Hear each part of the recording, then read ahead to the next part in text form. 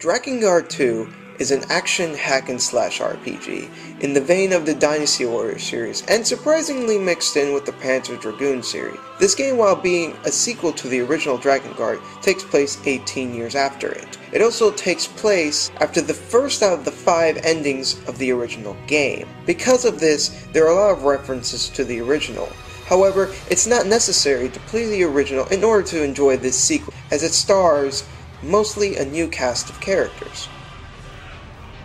Visually speaking, this game is a tad rough to look at, but it's by no means an ugly game. The in-game graphics kind of look drab and dull, there really isn't a great use of colors, and the animations can be a little stiff. The particle effects in the game though are pretty good. However, I would have to say for a PS2 game, it looks fairly decent. I think the art direction helps in making the game's visuals more tolerable, especially the anime portraits for when the characters are speaking. I think it looks very nice. However, the CGI cutscenes in this game look really great. They're beautiful and punctuated nicely throughout the game during critical plot points. The music in this game, I think, is one of the high points, as the music in this game is very unique and added to the experience. The music has this overall foreboding feel to it, like something much darker is beneath what you're actually seeing before you, which is something that certainly rings true in the game itself. I also thought that the voice acting in the game was surprisingly really good. For a few unimportant characters, there are a few flat deliveries, but almost everyone played their roles perfectly. Like I said before, this game takes place 18 years after the first of the 5 endings of the original game. You play as Noe and his dragon Legna. After the events of the original game, there have been different seals placed around the world to keep some catastrophe from happening, and they're all protected by the Knights of the Seal. Noe was originally brought up by Legna, but then he was found by General Auror of the Knights of the Seal, and he was brought up to then become a knight as well, which is where the story then proceeds. I believe that the story and characters, like the original game, are definitely positive. However, the same feelings of gloom and dread never spiked to the same heights that the original did. This game certainly had its sad and sometimes disturbing moments, but the original was by far much more sinister in this aspect. I felt that because of this, the story was in some ways better, but also in other ways not as good. I felt that in terms of characters, this game was much better, as the characters in this one were more fleshed out and were more sympathetic compared to the original. But in terms of the story itself, I believe that it was much better told than the original. Now, even though this game is a sequel to the original, I don't think it matters too much what order you play them, as both of them have stories that, while are connected, can be enjoyed by themselves. The connections simply serve to make the series overall more enjoyable. You could play this one first, be intrigued by the events of the first game, and would play it based on that.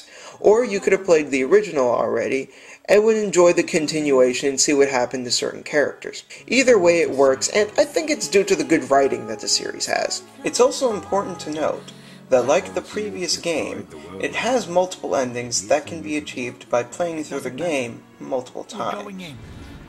The game is a nice merger of genres, and definitely leans in this game's favor.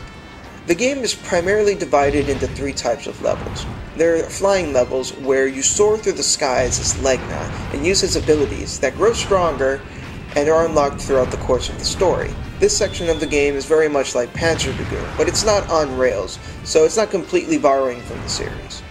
There are indoor levels where you play as Noe and can switch between 3 other characters. How many there are, and who they are dependent on where you are in the story. After you beat the game once, however, you can use all 4 whenever you want. These levels are purely hack and slash, where you attain money, experience, and new weapons as well.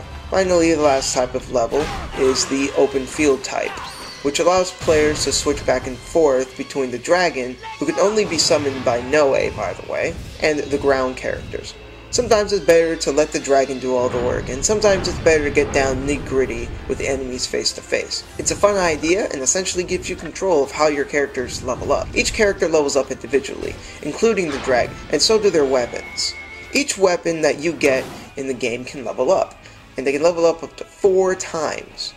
When a weapon levels up, it does more damage, but it also allows you to cast more powerful spells. Each weapon has a different spell, and each character uses different spells. For example, Noe tends to get a spell with many weapons that increases his speed, damage, and length of his attack. While Mana, since she's a mage type character, she gets different spells that use different lightning and fire type attacks. Another important feature of the weapon levels up is the attack combinations each weapon has. All the weapons start with the typical hit square a few times combo. However, as the weapons level up, it's possible the weapons allow Noe and his companions to use different skills that require different button combinations, like with the use of the triangle button. Each weapon for the different characters offer different attacks and combinations, and all the moves are useful for different situations. Some are better against bosses and tanks, and some are better against groups. It's important to remember what moves the weapons you are using does and does not do, as it can be the difference between victory and defeat. Another important feature to note would be the weapon wheel. This is a crucial part of the game, as it dictates who can and cannot be summoned in battle. This feature becomes even more prominent during a second or third playthrough of the game, when all characters are always present. There are 8 spaces on the weapon wheel, and must be shared between the characters. Noe uses short and long swords, Mana uses staffs, Eris uses spears, and Auric uses axes. If you simply put one weapon type on the wheel, you cannot summon any other characters. Since each character has their own health bar, this can only make the game more difficult to not make use of them. You must also keep in mind what weapons have reached the max level or not. Using a weapon that's already maxed out means you're pouring experience into nothing, so it would be best to switch to a weapon that has yet to finish leveling up. Last thing to mention would be the world map and stores. When you complete a story mission, you can go to the world map and choose to do other missions in areas you've been to in order to unlock more weapons, get more experience, or get more gold. There are also stores in the game where you can buy more weapons, healing items, or accessories. Now, along with the weapon wheel, there is also an item wheel that can carry up to 6 items that can either recover health, magic, or both. There is also a single slot available for accessories that can either raise different stats like defense or attack, or simply change the character's costume. Drakengard 2 is a game that is very much overlooked, and it's a shame because this is a fantastic game. Truth be told, the graphics are not the best, even for the time, but the story, while not as good as the first, is still interesting to go through, with multiple endings to explore, characters that are hard to dislike, and the game itself is just simply a ton of fun to play if you really like hack and slash games. And basically riding around on your dragon burning everything to cinder is also a very fun part of the game. This game, along with its predecessor, is common and inexpensive, which adds to why I highly recommend this game. This has been Shintai, everyone. Take it easy.